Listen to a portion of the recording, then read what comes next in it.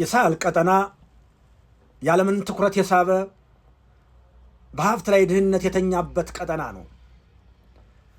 ፈረንሳይ የተሰራችው በዚህ ቀጠና ውስጥ በተዛቀ ሀብት ነው።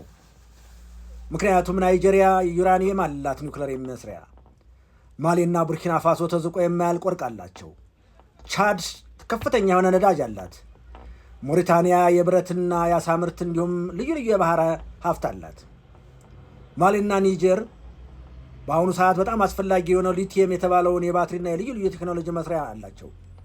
የእርሻ ስራና የከብት እርባታም ተዝቆ አያልቅም። ስለዚህ አካባቢ ከፍተኛ የሆነ የዓለም የፖለቲካ ማዕከል ሆኗል። ምክንያቱም ይህ ቀጠና ጂኦግራፊካዊ ቀጠና ብቻ ሳይሆን የፖለቲካ መሻኮቻ ቀጠና፣ ሀብታም በሆነው ቀጠና ላይ ብዙ ችግሮች ተደቅነዋል። አንደኛው ድርቅና የአየር ንብረት ያሰቃየዋል። በረሃ እየተስፋፋ ነው። ውሃና የእርሻ መሬት እየቀነሰ ነው። ድህነትና ስራ አጥነት ከፍተኛ ነው ያለው።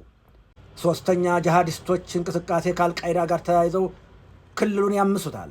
ፈረንሳይ፣ አሜሪካ፣ ሩሲያ፣ ቻይና በዚህ ቀጠና ላይ ክፉኛ ይተራመሳሉ። ሰሞኑን ማሊ ላይ የሚታየው ትርምስ የዚህ ውጤት ነው።